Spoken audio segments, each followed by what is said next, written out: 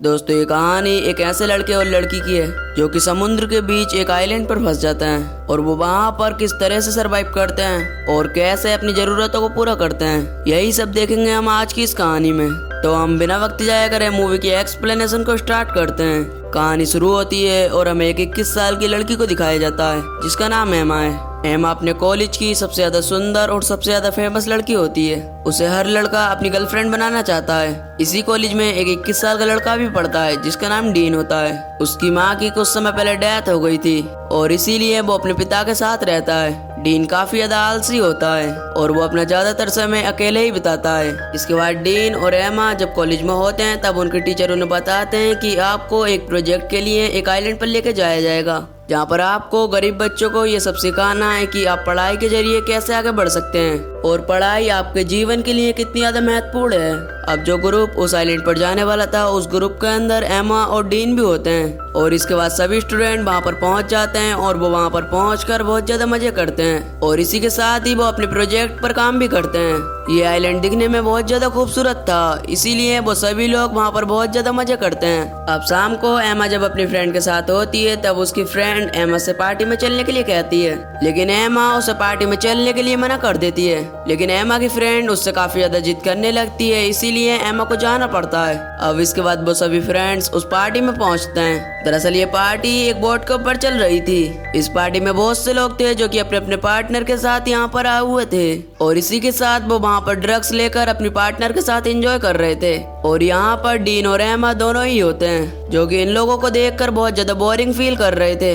अब इस बोट पर ड्रग्स का इस्तेमाल करा जा रहा है, इस बात का पता पुलिस को लग जाता है। इसके बाद पुलिस यहाँ पर आकर सभी लोगों को चेक करने लगती है। अब वहाँ पर पुलिस को देखकर ये सभी लोग बहुत ज्यादा डर जाते हैं। अब पुलिस वहाँ पर सभी लोगों को एक एक करके चेक करने लगती है। अब तभी एमा का पैर फिसल जाता है और वो बोट पर से नीचे गिर जाती है, जिसे कि डीन देख लेता है और वो तुरंत ही एमा को बचाने के लिए बोट से कूद जाता है। और इसके बाद वो एक छोटी सी बोट पर एमा को चढ़ाता है। उस छोटी बोट की रस्सी जो कि उस बड़ी बोट से जुड़ी हुई थी, डीन उसे नाइफ से काट देता है। दरअसल डीन पुलिस के चक्कर में नहीं पड़ना चाहता था क्योंकि बोट के सभी लोगों को पुलिस पकड़ने वाली है। अगर उसे भी पुलिस ने पकड़ लिया तो उसकी इमेज खराब हो जाएगी और ये चीज उसके पेरेंट्स को भी सही नहीं लगेगी। अब वो सोच रहा था कि पुलिस के जाने के बाद वो उस बोट में दोबारा से चला जाएगा, लेकिन तभी उसे पता चलता है कि उसकी बोट के अंदर तो मोटर ही नहीं है। अब पानी की लहरों की वजह से उसकी बोट काफी दूर तक चली जाती है। इसके बाद हमें टीचर को दिखाया जाता है जो कि वहाँ पर बताते हैं कि इस घटना के बाद इस ट्रिप को कैंसिल करा जा रहा है।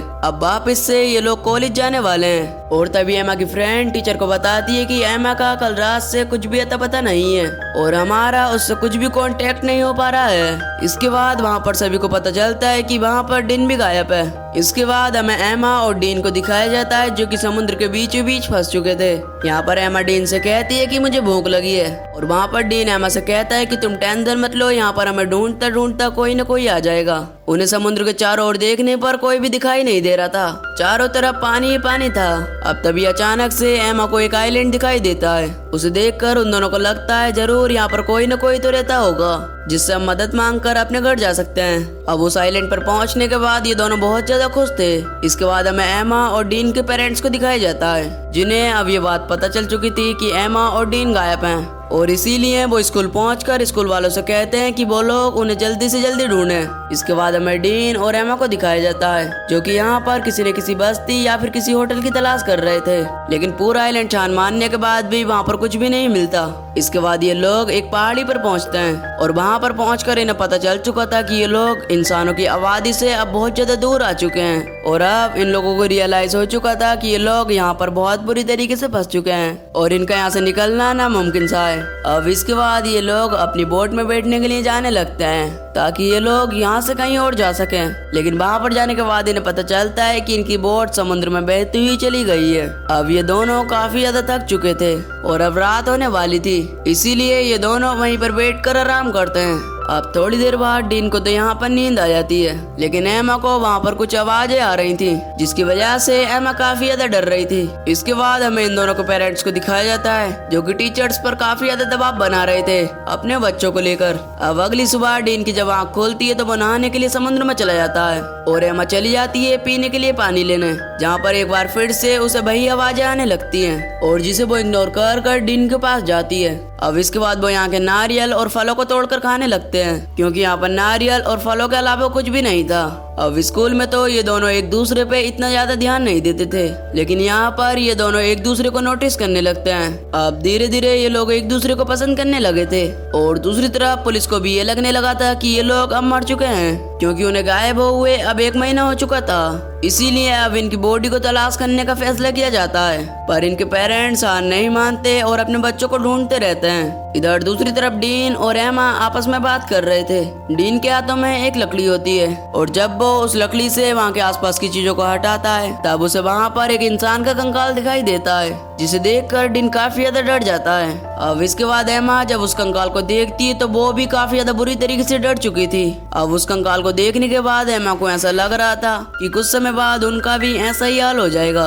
ये देखकर डीन उसे समझाने लगता है और कहने लगता है कि ये कंकाल किसी मछुआरे या फिर किसी समुद्री लुटेरे का होगा, जो कि यहाँ पर फंस गया होगा और उसे तलाश करने की कोशिश नहीं की गई होगी। लेकिन हमारे पेरेंट्स ऐसे नहीं हैं, वो अभी भी हमें ढूंढ रहे होंगे और जल्दी हमें ढूंढ लेंगे, और इसके बाद हम लोग यहाँ से वापस जिंदा चले जाएंगे। अब डीन की बातें सुनने के बाद एमा यहाँ पर थोड़ा सा रिलैक्स फील करती है। अब बातों ही बातों में ये दोनों एक दूसरे को किस कर लेते हैं, और रात में ये दोनों एक दूसरे के साथ इंटीमेट होने लगते हैं। यहाँ पर ये लोग इस चीज में इतनी बुरी तरीके से खो जाते हैं कि इन्हें ये पता नहीं चलता कि वो यहाँ पर फंसे हुए हैं। अब अगले दिन जब एमा की आंख खुलती है तो वो देखती है कि डीन उसके पास नहीं है। ये देखकर वो बहुत ज्यादा घबरा जाती है और उसे ढूंढने के लिए निकल जाती है। इसके बाद एमा उस जगह पर पहुंच जाती है जहाँ पर डीन एक गड्ढा खोद रहा था, जिसमें वो उस कंकाल को दफना सके। लेकिन यहाँ पर एमा उस पर बहुत ज्यादा गुस्सा हो रही होती है कि वो उसे बिना बताए यहाँ पर कैसे आया। अब डीन पर गुस्सा करते समय एमा का पैर फिसल जाता है और वो नीचे एक गड्ढे में गिर जाती है, और जिसकी वजह से उसके पैर में चोट लग जाती है। अब इसके बाद डीन उसकी चोट को अच्छी तरीके से साफ करने लगता है। अब इसके बाद ये दोनों नहाने के लिए चले जाते हैं। इसके बाद हमें दिखाया जाता है कि एमा डीन से उसकी माँ के बारे में पूछती है, जिस पर डीन कहता है कि मेरी माँ अब इस दुनिया में नहीं रही। अब डीन अपनी माँ के मरने के कारण को अपने आप को ही मान रहा था, क्योंकि बचपन में ही उसकी माँ की मौत हो गई थी, इसीलिए वो बचपन से ही अकेले रहना पसंद करता है। इसके बाद वो एमा को ये भी बताता है कि वो अपनी माँ के अंतिम संस्कार में नहीं जा पाया था, इसकी वजह से वो इस कंकाल को दफना कर अपनी माँ को याद कर रहा था। दूसरी तरफ हमें एमा और डीन के पेरेंट्स को दिखाया जाता है, जो कि उन्हें काफी ज्यादा समय से तलाश कर रहे थे, लेकिन अब फाइनली वो भी हार मान चुके थे, क्योंकि उन्हें लगने लगा था कि एमा और डीन अब शायद मर चुके हैं। इसीलिए वो उन दोनों को ढूंढना छोड़कर अपने घर को लौट जाते हैं। इधर एमा और डीन इस खूबसूरत से आइलैंड पर एक दूसरे से प्यार करने लगे थे, और ये दोनों ही अपनी लाइफ को बहुत अच्छी तरीके से एंजॉय कर रहे थे। इस आइलैंड की खूबसूरती के बीच ये दोनों एक दूसरे को कभी भी नहीं रोक पाए और हमेशा एक दूसरे के करीब आकर इंटीमेट होते रहे। एक दिन ये दोनों समुद्र के किनारे बैठकर बातें कर रहे थे, लेकिन तभी अचानक डीन को प्लेन की आवाज आती है, और तभी डीन जल्दी से उठकर अपने बैग की तरफ भागता है, जिससे कि वो अपने बैग में से फ्लेयर गन को निकाल कर उस प्लेन को सिग्नल दे सके। लेकिन जब वो अपने सामान को चेक करता है तो उसे पता चलता है कि उसके सामान में फ्लेयर गन है ही नहीं, और इसीलिए प्लेन उन पर ध्यान नहीं देता और वो वहां से चला जाता है। अब ये दोनों एक जगह पर बैठकर बातें कर रहे होते हैं कि इन दोनों का नसीब कितने ज्यादा खराब है, और अब शायद ये दोनों यहाँ से निकल भी नहीं पाएंगे। अब तभी वहाँ पर डीन को एक आवाज आती है, और वो उस आवाज का पीछा करते करते वहां से जाने लगता है, और तभी उसे वहां पर पता चलता है कि वो आवाज एक ब्लैक पैंथर की है। अब डीन उसे देखकर जल्दी से वहां से भागने लगता है, और वो ब्लैक पैंथर भी डीन के पीछे ही पीछे था।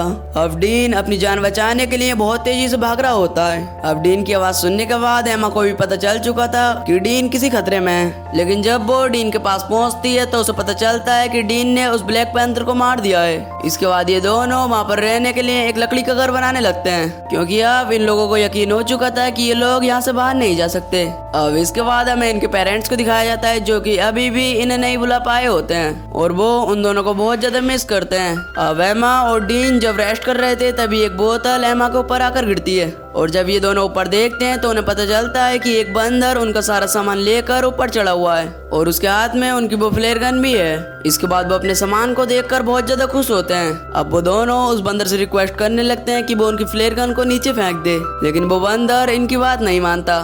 तभी एमा एक केला दिखाकर उस बंदर को अपनी बातों में फंसाने की कोशिश करती है। अब बेचारा बंदर एमा की बातों में आकर उस फ्लेयर गन को नीचे फेंक देता है। अब थोड़ी देर बाद एक हेलीकॉप्टर वहाँ से जाने लगता है, जिसकी आवाज सुनकर ये दोनों वहाँ से बाहर आते हैं और वो वहाँ पर उस फ्लेयर गन से फायर करते हैं, जिससे कि हेलीकॉप्टर में बैठे हुए लोग इन्हें देख लेते हैं और इसके बाद इन लोगों को रेस्क्यू कर लिया जाता है। अब इसके बाद ये दोनों जब एयरपोर्ट पर होते हैं तो इनके पेरेंट्स इन्हें देखकर बहुत ज्यादा खुश होते हैं और इसके साथ ही वहाँ पर बहुत सारे मीडिया वाले भी होते हैं जो कि इन्हीं के लिए आए थे। अब यहाँ पर इन्हें लेने के लिए यहाँ पर इनके फ्रेंड्स भी आए हुए थे। अब इसके बाद डीन अपने फादर के साथ अपने घर पर पहुँचता है। इसके बाद डीन एमा से मिलने के लिए रात को उसके घर पर जाता है, लेकिन एमा उससे अच्छी तरीके से बातें नहीं करती। यहाँ पर डीन उसे किस करने की भी कोशिश करता है, लेकिन एमा उसे रोक देती है। यहाँ पर एमा डीन को ये भी बताती है कि मेरे घर आने की खुशी में मेरे पेरेंट्स ने एक पार्टी रखी है और हो सके तो तुम्हें भी उस पार्टी में जरूर आना है। अब अगले दिन डीन उस पार्टी में पहुंच जाता है। यहाँ पर डीन देखता है कि एमा अपने फ्रेंड्स के साथ बहुत ज्यादा बिजी है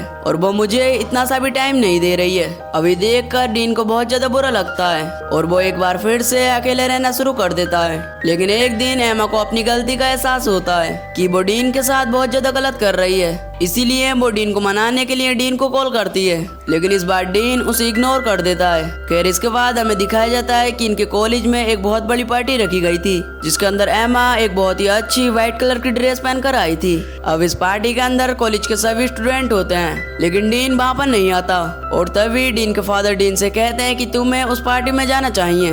डीन अपने फादर को मना नहीं कर सकता, इसीलिए वो उस पार्टी में चला जाता है और उस पार्टी में भी डीन बहुत ज्यादा अकेला फील कर रहा था। अब उसे वहाँ पर एमा देख लेती है और उसे अपनी गलती का एहसास हो जाता है कि वो जो भी कर रही थी वो बहुत ज्यादा गलत था और इसीलिए वो डीन को देखकर बाहर आ जाती है और इसके बाद ये दोनों एक दूसरे को किस करते हैं। डीन अभी भी एमा से बहुत ज्यादा प्यार करता है और अब ये दोनों एक दूसरे के साथ बहुत ज्यादा खुश हैं। और दोस्तों इसी के साथ ये मूवी यहीं पर खत्म हो जाती है। दोस्तों आपको वीडियो की एक्सप्लेनेशन कैसी लगी नीचे कमेंट कर बताना और प्लीज वीडियो को एक लाइक जरूर कर देना और अगर आप चैनल पर नए हो तो प्लीज चैनल को सब्सक्राइब कर बेल नोटिफिकेशन को ऑल पर सेलेक्ट कर देना, ताकि आने वाली वीडियो की नोटिफिकेशन आपके पास सबसे पहले आ सके। तो चलिए मैं मिलता हूँ आपको एक न्यू वीडियो में, तब तक के लिए till then take care, love you, bye bye.